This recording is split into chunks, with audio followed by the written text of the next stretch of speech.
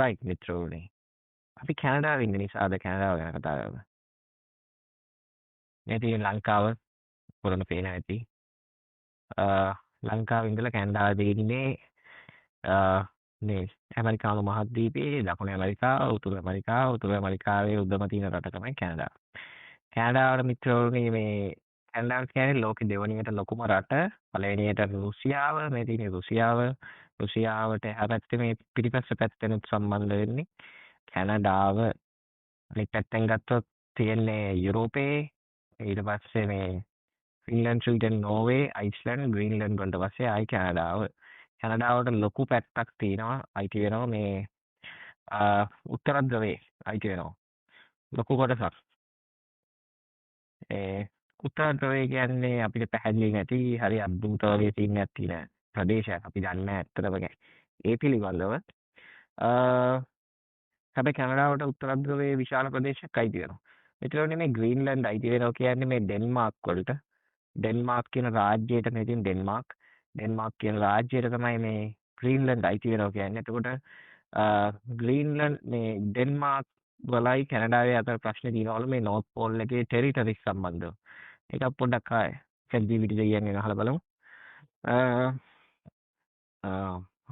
Denmark and Canada territorial conflict එකක් තියෙනවද කියලා මම අහන්නේ. ඒකට මුන්ද මොකක්ද කියන්නේ? Hans Island එකේ තියෙනවලු what is the dispute about? Hans Island is a small uninhabited rock clue. මොකක්ද තියෙන පොඩි කතන්දරයක් තියෙනවලු. Timeline of the dispute 1973 signed a treaty delimiting the continental shelf between Greenland and Canada and left the questions of the Hans Island unresolved. පොඩි කතන්දරයක් තියෙනවා Hans Island මන් දන්නේ නැහැ. කොහෙද තියෙන island එකක්ද කියලා බලමු. Hans Island කොහෙද තියෙන කියලා. ඔව්. ඉතින් මෙච්චරේ මේක ඇත්තටම මිනිස්සු ඉන්නවද කියන එක හිතා ගන්න බෑ. මේක ග්‍රීන්ලන්ඩ් වලටයි තියෙනවා, මේ එහා පැත්ත කැනඩාවටයි තියෙනවා, මේ කෙලින් උත්තර ධ්‍රවයේ ඉන්නේ මේ මිනිස්සු නැතුව ඇති. මේ ඉන්නවා මිත්‍රවරුනි එක මිනිස්සු කොට්ටාසයක් ඔයගොල්ලෝ දන්නවා ඇති ඒගොල්ලන්ට කියන්නේ එස්කිමෝවරු කියලා. එස්කිමෝ කියන්නේ මිත්‍රවරුනි තව දෙයක් කියන්න ඕනේ මේ කැනඩාවේ මේ උත්තර ධ්‍රවයේ රුසියාව ඒ පැතිවල ඉන්නවලු මේ එස්කිමෝ වරු කියන්නේ කැනඩාවේ විදිහට දකිද්දි ඒගොල්ලෝගේ ට්‍රයිබ් එකේ නම නෙමෙයි සුද්ද දාපු ජරා නමක් කියලා කියන්නේ. එතකොට ඒගොල්ලෝ කැමති නැහැ මේ විදිහට කතා කරනකොට ඒගොල්ලෝගේ ට්‍රයිබ් එකේ නම තමයි ඉනුයිට් people in Canada කියලා ඇහුවොත් කැනඩා, ග්‍රීන්ලන්ඩ්, ඇලස්කා, චුකෝත්කා වල කියනවා ඉන්නේ මම දන්නේ නැහැ. කැනඩා ග්‍රීන්ලන්ඩ් කියන්නේ අර අපි බැලුවේ ග්‍රීන්ලන්ඩ් මේ එහා පැත්තේ ඩෙන්මාර්ක්ට අයිති වෙන්නේ මේ කැනඩාව. මේ ඇලස්කා කියන්නේ මේ එහා පැත්තේ තියෙන්නේ මේ කැනඩාවේ මේ ඇලස්කා ඇත්තටම අයිති වෙන්නේ මේ කැනඩාවට නෙමෙයි. මේ පැත්තේ තියෙන රුසියාවට නෙමෙයි අයිති වෙන්නේ. ඇත්තටම අයිති වෙන්නේ ඇමරිකාවට. United States. මේ කැනඩාවට පහළින් තියෙන ඇමරිකාව. ඇමරිකාවේ මම හිතන්නේ ස්ටේට්ස් 50ක් තියෙනවානේ. මේ තියෙන ස්ටේට් වොෂින්ටන්, මොන්ටෑනා, ඔරිගන්, අයිඩාහෝ, වයෝමින් වගේ. දැන් මේ තියෙන්නේ කැනඩාව මිත්‍රවරුනි උඩින්. මල හිතලයි මිත්‍රවරුනි කැනඩාවේ හැමතැනම වගේ හිතලයි ලොකු ශීත කාලයක් තියෙනවා. ඒකට මිනිස්සු අඩුවෙන් ජීවත් වෙන්නේ. ඒ ගැන පොඩ්ඩක් බලමු. කැනඩාවේ මිනිස්සු කී දෙනෙක් ඉන්නවද? ලංකාවට සාපේක්ෂව කී දෙනෙක් ඉන්නවද කියලා බලමු. And Sri Lanka comparison with land mass and area.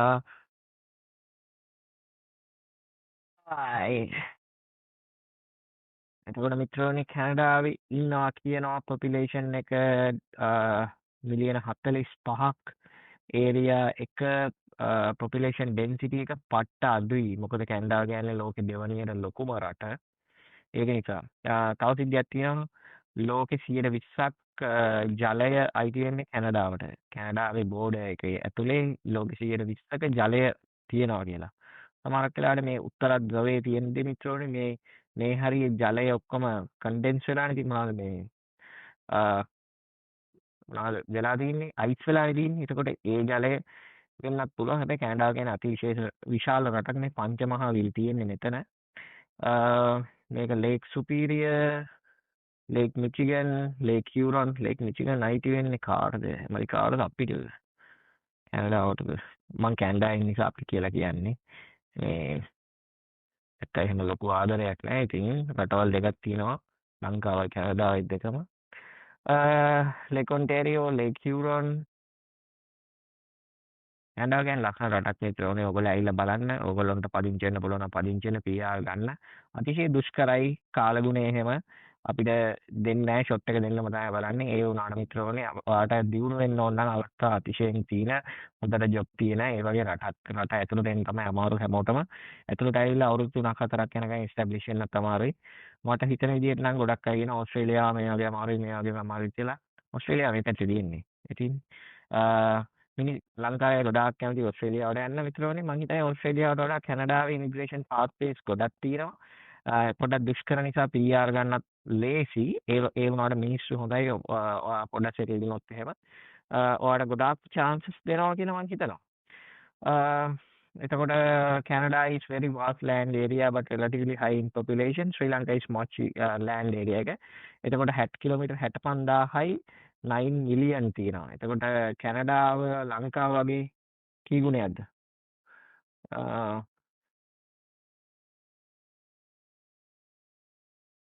right.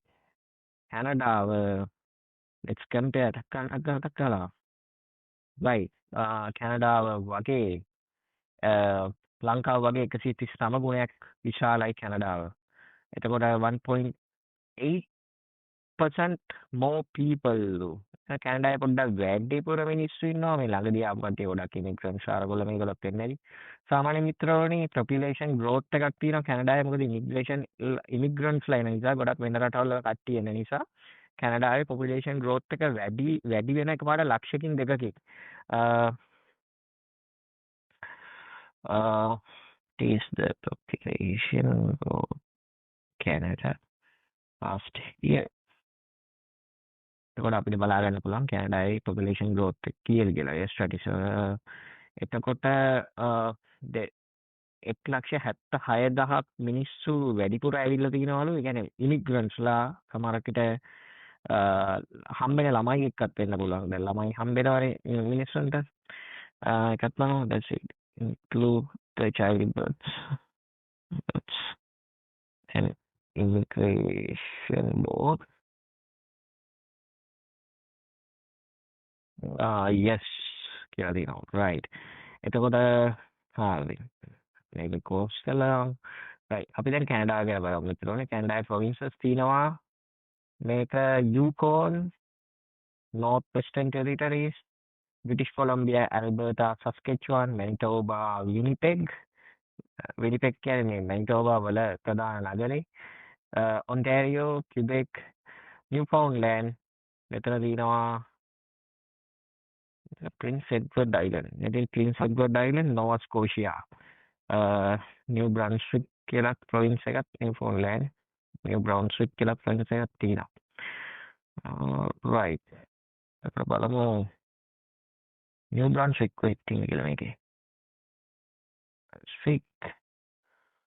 right. New Brunswick කියන්නේ මිත්‍රවරුනි මේ province එක. එතකොට how many provinces in Canada? Right. 10 provinces and 3 territories. Ontario, Quebec, Nova Scotia, New Brunswick, Manitoba, British Columbia, Prince Edward Island, Saskatchewan, Alberta, Newfoundland and Labrador. එතකොට territories තියෙනවා North Western Territories, Yukon and Nunavut. එතකොට මොකද මිත්‍රවරුනි මේක territories and provinces විදිහට කැඩෙන්නේ. ඒක වෙන දවසක් කරන්න ඕන රිසර්ච් එකක්. right. දැන් අපි මේ කැනඩාවේ මැප් එක ගත්තොත් එහෙම මෙතන ඔයගොල්ලන්ට තේරෙන්නේ මේ ඔන්ටෑරියෝ කියන්නේ මිත්‍රවරුනි මේ ප්‍රධාන අගනුවර තියෙන්නේ මේ අගනුවර තමයි ඔටාවා. ඒත් ලොකුම වගේ නගරේ තමයි ටොරොන්ටෝ. ලොකුම වගේ නෙමෙයි මං කියන්නේ මේ ප්‍රොවින්ස් එකේ ලොකුම නගරේ. අනිත් ප්‍රොවින්සස් වලත් ලොකුම නගර තියෙනවා. මම ඉන්නේ මෙන්න මේ හරි මේ මිසිසාගා කියන ඒරියා එකේ මම ඉන්නේ. මේ ටොරොන්ටෝ මෙතන එහා පැත්තේ ඉන්නේ. මම ඇත්තටම කැනඩාවට මුලින්ම ආවේ මෙන්න මේ ලන්ඩන් කියන නගරේ ඉගෙන ගන්න. ලන්ඩන් කියන්නේ UK වල ලන්ඩන් නෙමෙයි. මේ US බෝඩර් එක මෙතන තියෙන්නේ. US බෝඩර් එකේ වැටෙන්නේ මෙතනට ඩීට්‍රොයිට් වලට වැටෙනවා. ඩීට්‍රොයිට් කියන්නේ මිත්‍රවරුනි ටිකක් භයානක නගරයක් ඇමරිකාවේ තියෙන. අපරාධ වැඩිම නගරයක්. හැබැයි කැනඩා බෝඩර් එකෙන් එහා පැත්ත හරි සමකාමී. බෝඩර් එකට ඔය ජල්තර අරගොල්ලෝ මේගොල්ලෝ එන්නේ නැහැ. ඊට පස්සේ තව දෙයක් තමයි එතන සානියා මම මේ ගිහිල්ලා තියෙනවා මෙන්න මේ ඒරියා එකට මේ US බෝඩර් එක තියෙන තැනට මේ මෙතන තියෙන ලේක් එකට සම්බන්ධ වෙන්නේ මා ලස්සන ඇත්තටම ගත්තොත් එහෙම මේ කැනඩා කියන්නේ පුදුම ලස්සන රටක් මිත්‍රෝනේ මේ මිචිගන් කියන්නේ ටිකක් හොඳ ස්ටේට් එකක් ඇමරිකාවේ තියෙන මිචිගන් බෝඩර් එකත් එක්ක තමයි මේ තියෙන්නේ මේක ඔන්ටාරියෝ තියෙන්නේ ඔන්ටාරියෝ දැන් කැනඩාවේ මිත්‍රෝනේ ගත්තොත් එහෙම ප්‍රොවින්සස් ගත්තොත් එහෙම බ්‍රිටිෂ් කොලම්බියා වලට ගොඩක් තියෙන හිම වැටෙන්නේ නැහැ කියනවා කඳු මුදුන් වලට යන්න ඕනේ හිම බලන්න ඒක මොකක්ද දන්නේ නැහැ ඒක සීන් එක වෙන සීන් එකක් තියෙනවා මේ කියන්නේ හිම වැටෙන්නේ නැහැ අනිත් හැම ඒරියා එකටම වගේ හිම වැටෙනවා සීතලයි අර ටෙරිටරිස් තුන තියෙන මිත්‍රෝනේ යූකෝන් නෝර්ත් වෙස්ටර්න් ටෙරිටරිස් නුනාවුත් කියන්නේ මේ වගේ ආදිවාසීන් නැති ඔය ඉනුයිට් වරු එස්කිමෝ වරු ඒ වුණාට මේක අතිශය දුෂ්කරයි ඇත්තටම පාරවල් එහෙමත් නැහැ මං හිතන්නේ මේ වේ ජොබ් තියෙනවා දැන් මේ වගේ ප්‍රදේශයකට ඔයාට යන්න පුළුවන් නම් මේ යෙලෝ නයිෆ් කියන ඒකේ ඔයාට නිකම්ම ගියොත් PR එක දෙන සීන් එකක් තියෙන්නේ මේ යෙලෝ නයිෆ් වල පොඩි කමියුනිටි එකක් තියෙනවා මෙතන තියෙනවා පොඩි සබ් එකක් තියෙනවා ස්ටාර්බක්ස් එකක් තියෙනවා ඔය වගේ සීන්ස් වගේ තියෙනවා එතකොට යන්න අමාරුයි ජොබ් එකක් හොයාගන්න අමාරුයි ඔයාලගේ සල්ලි තියනවා යෙලෝ නයිෆ් වලට කොහොම හරි යන්න විදිහක් තියනවනේ PR එක ගන්න පුළුවන් මොකද මේ රීජන්ස් වල ඒගොල්ලෝ පදිංචි කරවන්න තමයි හදන්නේ මිනිස්සුන්ව මොකද අතිශය දුෂ්කරයි උත්තර ධ්‍රවයේ මල හිල්කලයි ඊට පස්සේ ඒක අපි බලමු මොන හරි එතන පාරක් තියනවාද අපිට යන්න මේ කොහෙවත් පාරවල් නැහැ මෙතනනේ හෙලිකොප්ටර් එකකින් තමයි යන්න වෙන්නේ ප්ලේන් එකක් ආගෙන රයිට් එතන හරියන්නේ නැහැ එතන ඩ්‍රොප් කරලා බලන්න හරි මේ සමයක ගත්ත ෆොටෝ එක මාසයයි දෙකයි වෙන්නේ නැති මෙහි සමයක තියෙන්නේ එච්චර දියුණු ප්‍රදේශයක් නෙමෙයි මේ මොහොත තරක් ප්‍රදේශම තා බලමු ගනාවත් රයිට් මෙතන මොනවද තියෙන්නේ රයිට් පොඩි වයිබ් එකක් තියෙනවා මිනිස්සු යනවා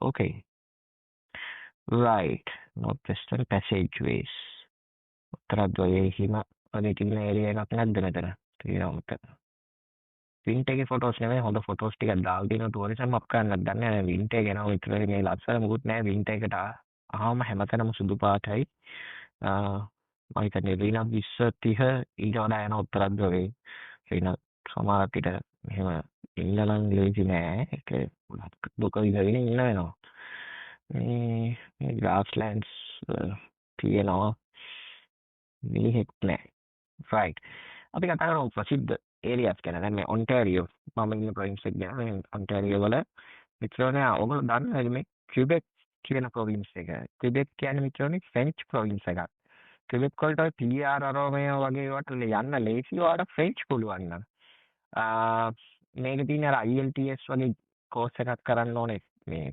ෆ්‍රෙන්ච් වලින් ෆ්‍රෙන්ච් වලට තියෙන කෝස් එකක් නෙමෙයි එක්සෑම් එකක් ඒකේ හොඳ ලකුණු ගත්තොත් එහෙම ඔයා ඕන ෆීල්ඩ් එකක ඔයාලට ෆීල්ඩ් එක්ස්පීරියන්ස් තිබ්බොත් ඔයාලට අග්ගාලේ යත හැකි ක්විබෙක් වල කැපිටල් එක තමයි මොන්ට්‍රියල් කියන්නේ දැන් මේ මොන්ට්‍රියල් අපි ගියොත් එහෙම අපි නිකන් පාරක් බලමු කොහොමද කියලා ඔක්කොම ෆ්‍රෙන්ච් වලින් තමයි තියෙනවා කියන්නේ ලිටරලි අපු ගම් පැත්තකට ගියේ පොෂ් පැත්තකට යම් බලන්න මේ දැන් මේ ඔන්ටාරියෝ ක්විබෙක් මේ ඒරියා එකට හයිවේ එකක් තියෙනවා මේ ස්පෙෂලි ඔන්ටාරියෝ වල තියෙන්නේ මේ හයිවේ එක මම දැන් ක්විබෙක් වලට යනවා දන්නේ නැහැ දැන් මේ ෆෝනවත්තන් කියලා කියන්නේ හයිවේ එක 401 හයිවේ එක කොහෙද තියෙන්නේ මතකත් නැහැ මේ තියෙන්නේ 401 මේ 401 ඊට පස්සේ මේක යනවා මේක ක්විබෙක් වලට යනවා දන්නේ නැහැ රයිට් එක්ස්ප්‍රස්වේ පිකරින් ඒජැක්ස් යනවා ඊකටම යනවා තව යනවා රයිට් ඕකේ අපි පොඩ්ඩක් ඉතින් මේකක් බලමු ටොරන්ටෝ කොයි වගේද කියලා බලමුකෝ එක්ක මම නම් ගිහිල්ලා තියෙනවා හැමදාම වගේ මේ Ford F-150 Platinum එකක් මේක මේ ට්‍රක් එක. මේ ටොරොන්ටෝ පාරක් මේක. මේ ප්ලැටිනම් කියන්නේ මිත්‍රෝ මේ මේ Ford F-150 එකේ තියෙන most luxury ගණන්ම වගේ vehicle එක. ටෙස්ලා තියෙනවා. ඔයාලට වාහන බලන්න ඕන නම් මේ වටේ බලලා පොඩ්ඩක් රිසර්ච් කරත හැකි. ලංකාවේ මේ වාහන තියෙනවා. සමහරක් වෙලාවට දැකලත් නැති වෙති. හරි ඉතින් කනගාටුයි අපේ රට ගැන. එහෙම තමයි